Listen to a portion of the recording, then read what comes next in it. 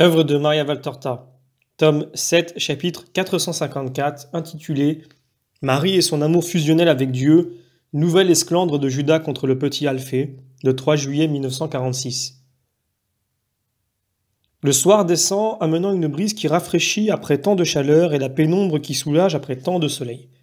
Jésus prend congé des habitants d'Hippos, fermement décidé à ne pas retarder son départ, car il veut être à Capharnaüm pour le Shabbat. Les gens s'éloignent à regret et certains s'obstinent à le suivre hors de la ville.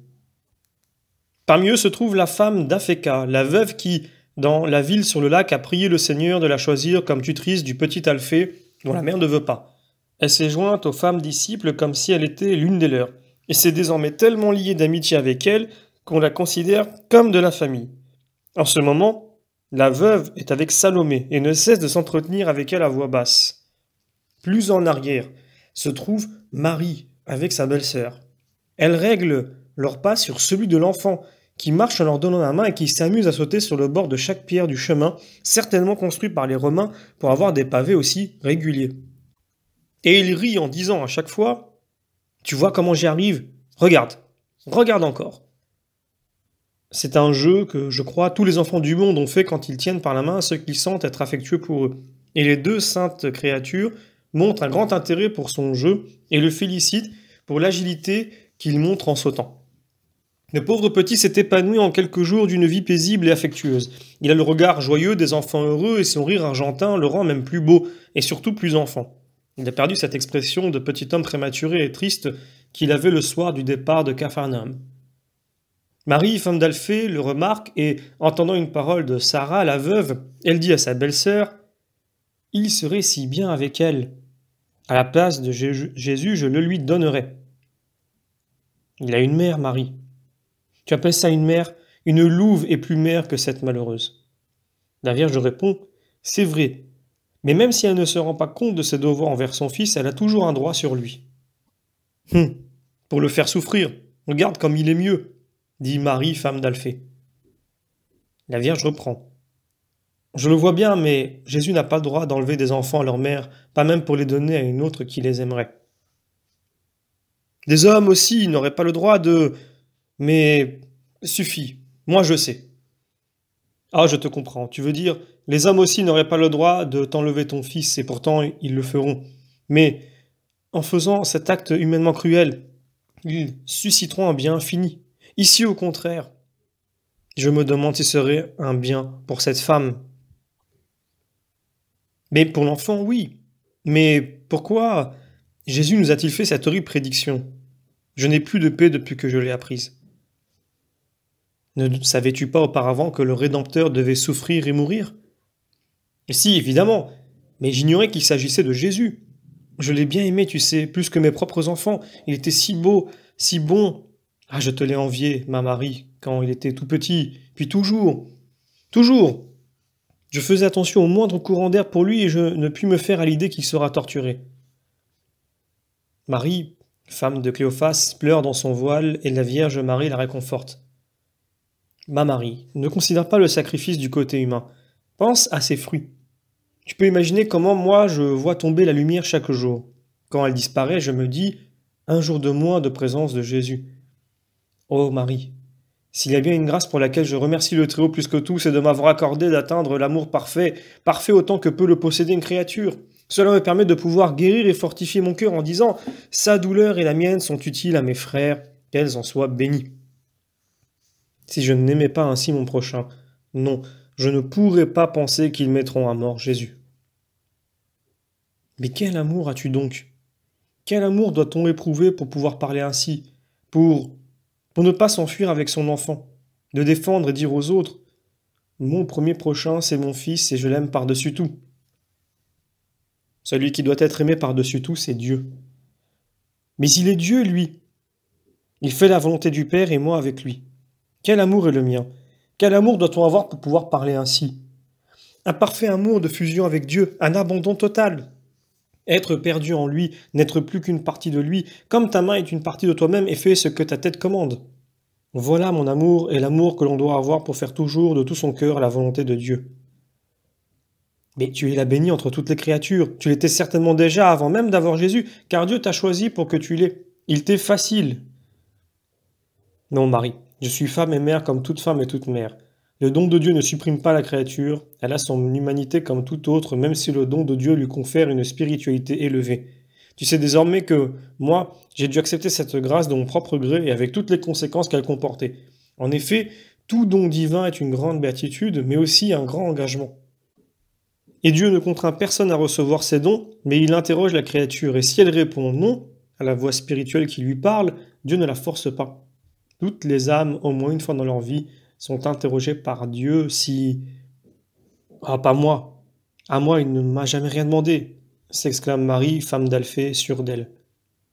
La Vierge Marie sourit doucement avant de répondre.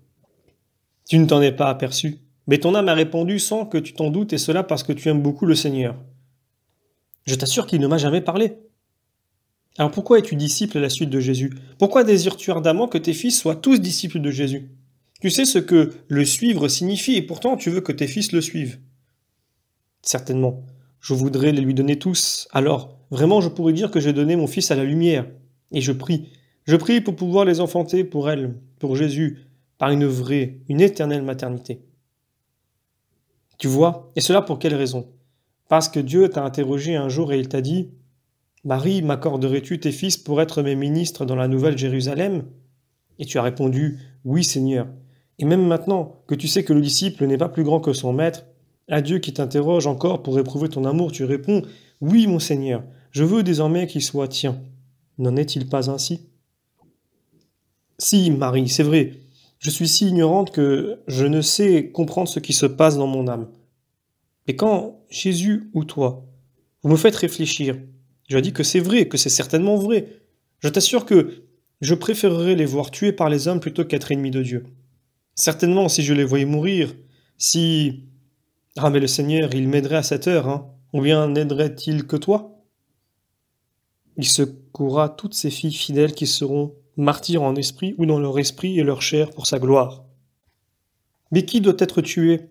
Questionne l'enfant qui, entendant cette conversation, a cessé de sautiller et est resté tout ouïe. Et il demande encore, mi-curieux, mi-effrayé, en regardant d'un côté et de l'autre dans la campagne solitaire qui s'assombrit. Il y a des voleurs? Où ils sont? Il n'y a pas de voleur, mon enfant, et personne pour l'instant ne doit être tué. Saute, saute encore, répond la Vierge Marie. Jésus, qui marchait très en avant, s'est arrêté pour attendre les femmes.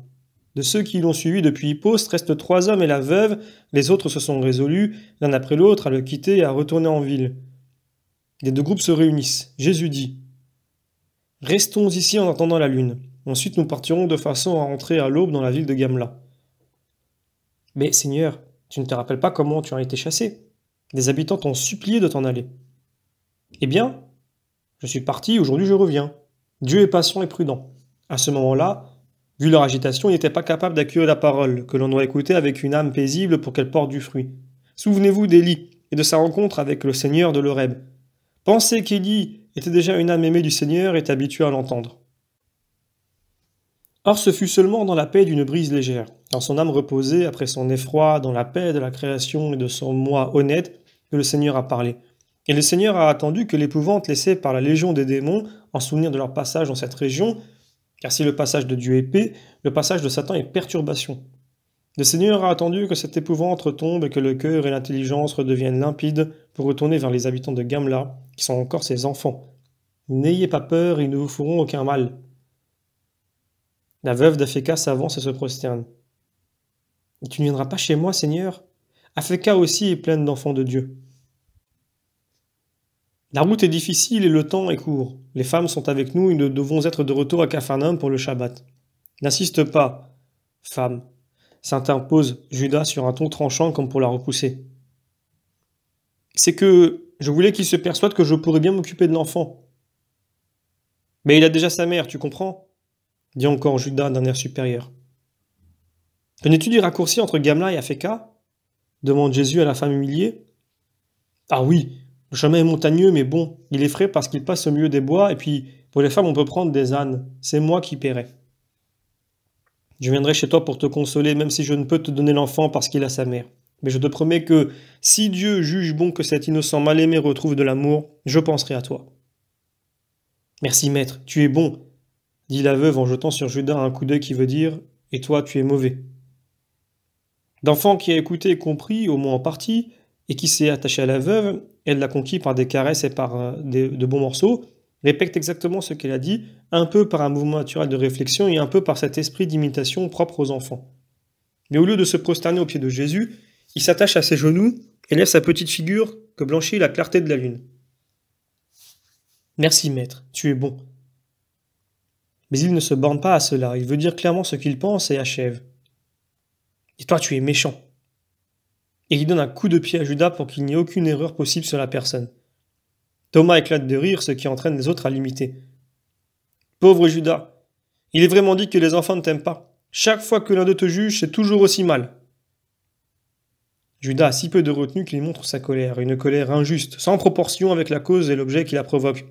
Pour se défouler, il arrache brutalement l'enfant des genoux de Jésus et le rejette en arrière tout en criant « Voilà ce qui arrive quand on joue la comédie en matière sérieuse. Ce n'est pas beau ni utile de traîner à sa suite des femmes et des bâtards. » « Tu ne peux pas dire cela. Son père, tu l'as connu toi aussi. Était un époux légitime et injuste, fait remarquer sévèrement Barthélemy. Eh bien, n'est-il pas maintenant un vagabond, un futur voleur? N'a-t-il pas suscité des conversations peu flatteuses sur nous? On l'a cru fils de ta mère. Et où est l'époux de ta mère pour justifier un fils de cet âge? Ou bien, on le croit fils de l'un de nous et... Cela suffit. Tu parles le langage du monde. Or le monde parle dans la boue, aux grenouilles, aux couleuvres, aux lézards, à toutes les bêtes impures. Viens, Alphée, ne pleure pas. Viens auprès de moi, je vais te porter dans mes bras. Grande est la peine de l'enfant, toute sa douleur d'orphelin, d'enfant repoussé par sa mère, qui s'était apaisé pendant ses jours de paix, revient à la surface, bout, déborde, plus que les égratignures qui s'est faites au front et aux mains en tombant sur un terrain pierreux, égratignures que les femmes nettoient et embrassent pour le consoler.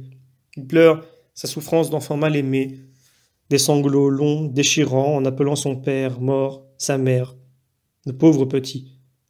Je pleure avec lui, moi que les hommes n'ont jamais su aimer, et comme lui je me réfugie dans les bras de Dieu, aujourd'hui anniversaire des funérailles de mon père, aujourd'hui où une décision injuste me prive de la communion fréquente. Jésus le prend, l'embrasse, le berce et le console tout en marchant en tête du groupe avec l'innocent dans les bras au clair de lune. Les larmes s'apaisent peu à peu et s'espacent, et on peut entendre dans le silence de la nuit la voix de Jésus qui lui dit « Je suis là, Alphée, je suis là pour tous, pour te tenir lieu de père et de mère. Ne pleure pas. Ton papa est auprès de moi et il t'embrasse avec moi. Les anges prennent soin de toi comme s'ils étaient des mères. Tout l'amour, si tu es gentil et sage, est avec toi. » L'un des 3 hommes venu d'Hippos, dit alors « Le maître est bon et il attire à lui. Mais ses disciples, non. Moi, je m'en vais. » Puis on entend Simon le Zélote lancer à Judas « Tu vois ce que tu fais ?» Seule la veuve d'Apheka reste parmi les femmes et soupire avec elle. On n'entend que le bruit des pas qui peu à peu s'affaiblit. En effet, les 3 habitants d'Hippos sont partis, puis la troupe des disciples s'arrête près d'une vaste grotte qui est peut-être un abri pour les bergers, car le sol est jonché d'une couche de bruyère et de fougères, coupée depuis peu qui isole du sol humide. Arrêtons-nous ici. Rassemblons pour les femmes ce lit de la Providence. Nous pouvons nous étendre là dehors sur l'herbe, dit Jésus. C'est ce qu'ils font pendant que la pleine lune parcourt le firmament. Fin du chapitre.